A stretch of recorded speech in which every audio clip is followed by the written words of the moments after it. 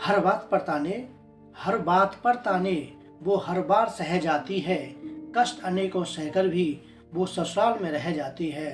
नमस्कार दोस्तों, मैं देव आपके सामने लेकर उपस्थित हुआ हूँ एक नई कहानी, जो एक प्रश्न छोड़ती है हमारे पीछे कि बेटी का जो घर होता है वास्तव में वो कौन सा होता है, ससुराल होता है या मायका होता है। तुम्हें कितनी बार बताया है, मेरे तैयार होने से पहले मेरा नाश्ता तैयार हो जाना चाहिए। शादी के 25 सालों बाद भी मुझे क्यों बार बार एक ही बात बतानी पड़ती है। दिव्या, तुम्हें क्या है, तुम तो आराम से घर पर रहोगी, मुझे काम पर जाना पड़ता है। तुम हो कि हमेशा बेवकूफ़ों जैसी हरकत करती हो। अगर तुम यह जानबूझकर करती हो तो याद रखना, मुझसे बुरा कोई नहीं होगा। आज भी दिव्यांश का पारा चढ़ा हुआ था। इन कटु शब्दों में अपना गुस्सा उतारते हुए, गीला तौलिया कुर्सी पर फेंकते हुए दिव्यांश गुस्से से दिव्या की तरफ देखने लगा। दिव्या के लिए दिव्यांश का यह बेवजह का गुस्सा कोई नई बात नहीं थी। वह महीने में 3-4 बार ऐसे ही उस पर बरस पड़ता था, गुस्सा करता था। पहले पहले दिव्या उसका विरोध किया करती थी, लेकिन जब कई सालों तक दिव्यांश में कोई बदलाव नहीं दिखा तो उसने खुद को ही बदल दिया। अब दिव्यांश से कुछ भी कहने से उस पर कोई फर्क नहीं पड़ता था। उसकी हर बात को वह चुपचाप सिर नीचे झुकाए सुन लेती थी। शादी के 5-6 साल तक दिव्या ने पूरी कोशिश की थी कि दिव्यांश को बदला जाए, लेकिन फालतू का गुस्सा करना और बाद में दिव्या को भला बुरा कहना मानो जैसे उसकी आदत बन गई थी। कोई भी वाद विवाद होता तो दिव्यांश सीधा दिव्या को बोल देता कि अगर मैं तुम्हें अच्छा नहीं लगता तो क्यों नहीं चली जाती अपने मायके, क्यों रहती हो मेरे साथ। इतना सब कुछ होने के बावजूद दिव्या उसके साथ रहती थी, क्योंकि उसे अपनी बेटी की फिक्र थी। और वह जाती भी तो कहाँ, अपने बूढ़े हो चुके माँ बाप को इस उम्र में परेशान करना वह नहीं चाहती थी। समाज और लोग क्या कहेंगे, यह भी तो उसे देखना था। वह इतनी पढ़ी लिखी भी तो नहीं थी कि खुद जाकर कोई नौकरी कर सके, अपने पैरों पर खड़ी हो सके, अपना और अपनी बेटी का पालन पोषण कर सके। दिव्या को अब अपनी फिक्र नहीं थी, उसको फिक्र थी तो बस अपनी शादी लायक हो रही बेटी की। दिव्या नहीं चाहती थी कि पति पत्नी के झगड़े की वजह से अंशु डिस्टर्ब हो। अंशु की पढ़ाई पूरी हो चुकी थी, उसके लिए अब शादी के रिश्ते आने लगे थे। कई रिश्तों को वह ठुकरा चुकी थी। 2-3 महीने बाद एक अच्छा रिश्ता आया। रिश्तेदारों और पहचान के लोगों ने भी लड़के के बहुत गुणगान किए थे। दिव्यांश एक शाम अपनी बेटी के पास बैठकर उसे बताने लगा कि अंशु बहुत अच्छा लड़का है, पढ़ा लिखा है, बड़ा घर है, बहुत अच्छी नौकरी है। ऐसे रिश्ते बेटा बार बार नहीं आते, इस बार मना मत करना। अंशु अपने पिता से ज्यादा बात नहीं करती थी, शायद डरती थी या शायद उससे नफरत भी करती थी।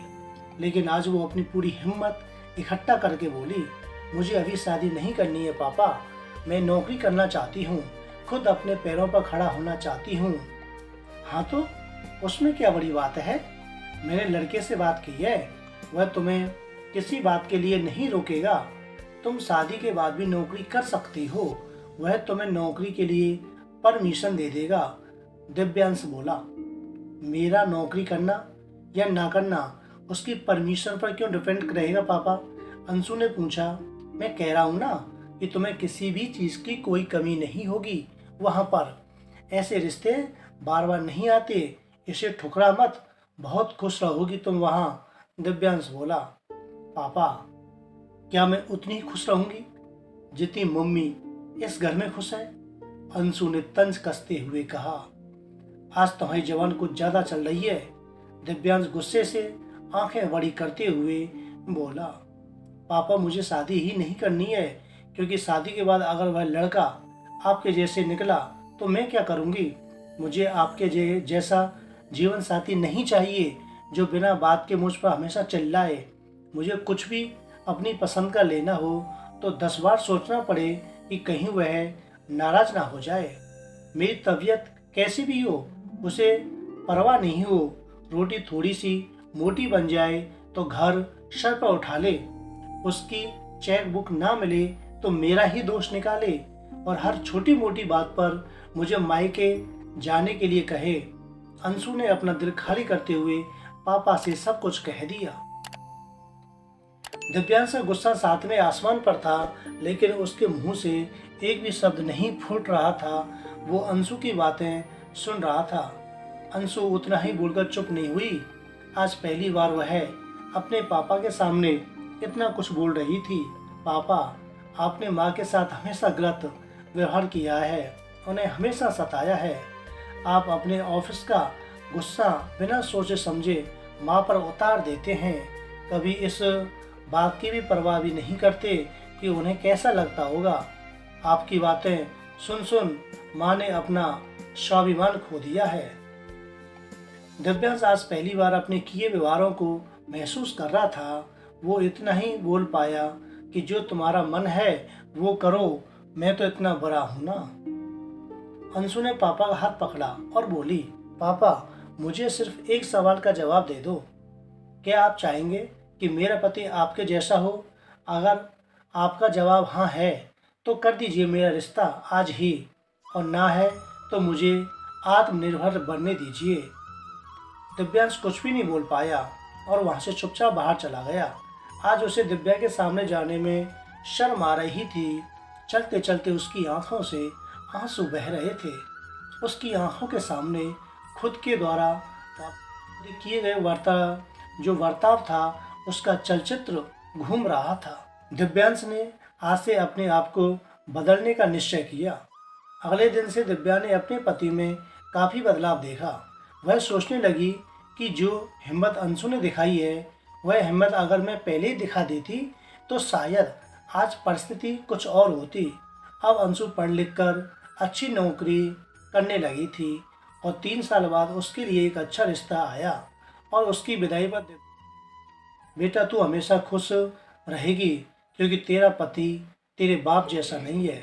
यह बात सुनकर अंशु और दिव्या की आंखों से आंसू बहने लगे।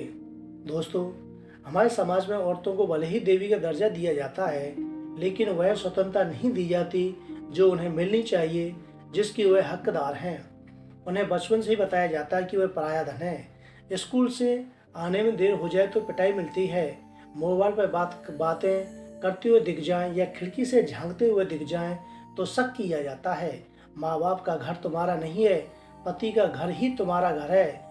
जीवन भर ये बातें बता कर उन्हें ससुराल भेज दिया जाता है और एक दिन किसी छोटे मोटे झगड़े में ससुराल वालों से उन्हें सुनना पड़ता है कि इस घर को छोड़ दो और मायके चली जाओ। अब आप ही बताओ दोस्तों कि ऐसी स्त्रियों का सच्चा घर कौन सा है? आखिरकार वह किस घर को अपना कहें, ससुराल या मायके को?